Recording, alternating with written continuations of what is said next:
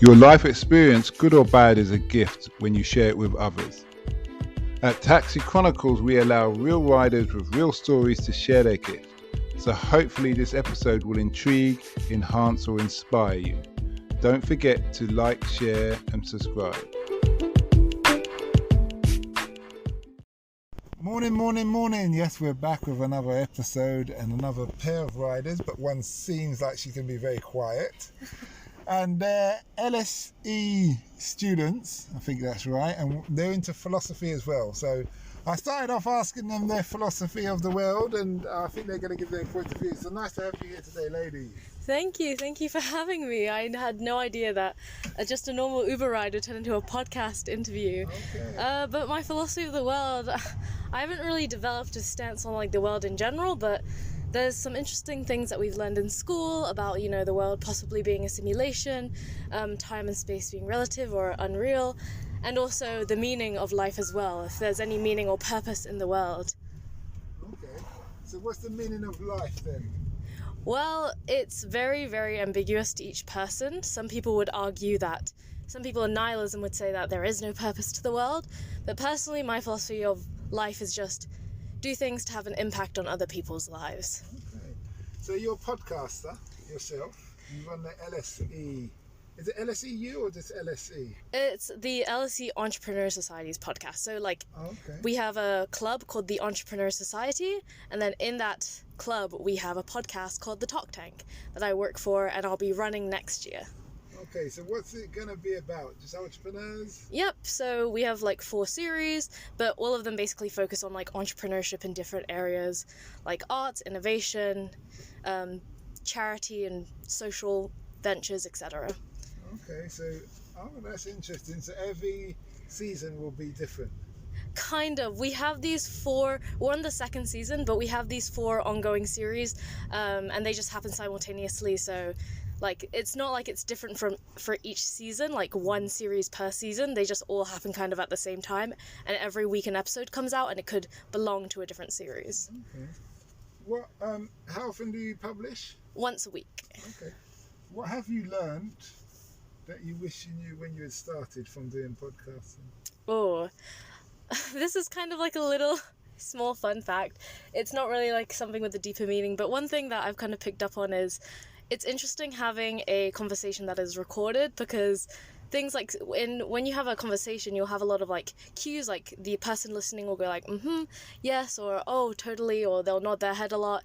But when you're podcasting and you're listening to that as well, being played back on a recording, the yeses, constantly get kind of annoying. So when you're doing a podcast, it's a little bit different from a regular conversation, because you might want to cut out some of the cues for listeners who are listening in on the conversation, who might hear this again and again, that yeah, from the listener. It's funny you say that, because I've never edited these, I've just pushed them out. Oh. And I'm very lazy. I love that. Also, the audience grows with me in my development. But then I had my mentor saying the other day that you need to cut the ums and things out and be polished. Mm-hmm. And I was rebellious. Nah, I don't want to. Really true, I was just being lazy. But now you're saying it, I think you might have a point. Thank you. In that bit. So why are you studying? You said you're studying philosophy, and what's the other subject? Politics and economics. Okay, so what do you want to be, a politician? No, I don't think so. Right now, I'm not so sure what I want to do when I graduate, but either something in finance or consultancy, which is more of a conventional route, or maybe working for an NGO or a big organization like the UN or something like that. Okay, that's nice. Yeah. How have you been, just on a slightly different note, how's university life been during the lockdown?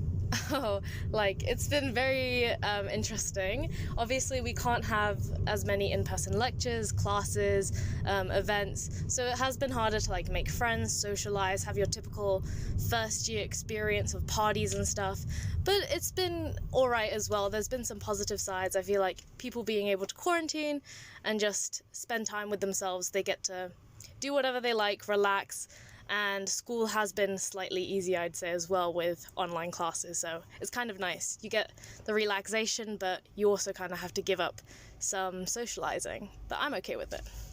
Do you reckon university life will change even after the lockdown? I do think so. I think people getting back into the usual routine of things, it's going to take some time. But with the way that LSE is currently heading, I think that they're trying to become as normal again as possible for next year. So I think even though people might not interact the same way anymore, things will kind of go back to normal eventually. But what I'm getting at, do you reckon they try to stick with, like, let's say 50% of the coursework done through Zoom? Mm-hmm. Do you see what I mean? So if you're a lecturer, it's quite easy. You can just roll out of bed, turn on the camera, do your Zoom, and then just shut it down and go back to bed. So that's what I'm kind of getting at.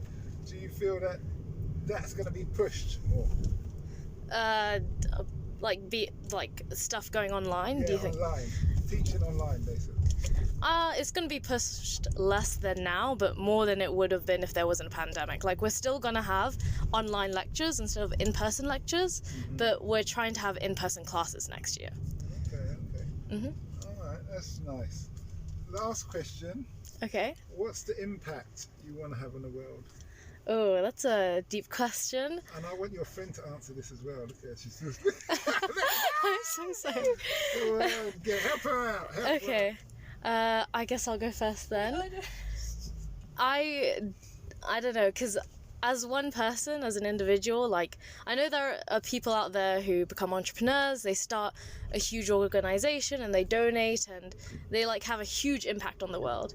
But as an individual who doesn't really have, like, I don't have anything planned out yet. I don't have some venture I want to start and a big charity I want to start. So I feel like I don't have a massive impact at the moment. But what I'd like to do is just in my local community, even if it's small, have some type of, like, I don't know, start some type of charity or something to help people out. I just haven't really decided when I'm going to do it, but I've been thinking about, like, helping with homelessness. That's something I'm very passionate about. So even if it's just in a small part of London, having some sort of impact on the community, working at a soup kitchen or something, that's definitely something I want to do really soon. That's what I was going to suggest. You go and work for a charity or something like that for a while, see how it goes, so when you're ready to do your own, exactly, you know the ropes. That's a great plan. I love how the friend's looking out the window now. Come on, love, give us one love. It's up to you. If you don't want to answer, you don't have to. If you'd like to. I thought your answer was great already. I can't compare to that. Okay, no problem. So where can people find you if they want to hear your podcast? They can find it on Spotify, Google Podcasts, Apple Podcasts. Just search The Talk Tank and it should come up. Okay, thanks a lot for that, and I wish you well. Thank you.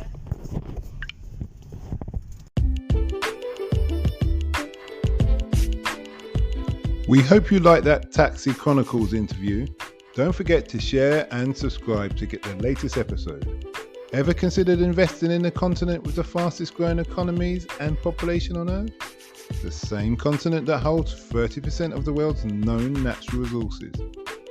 Listen to our sister podcast, Africa Investor Stories, where you hear real investors with real stories from around the world share their experience of investing in Africa. We post Monday and Thursday at 10 a.m. British Standard Time.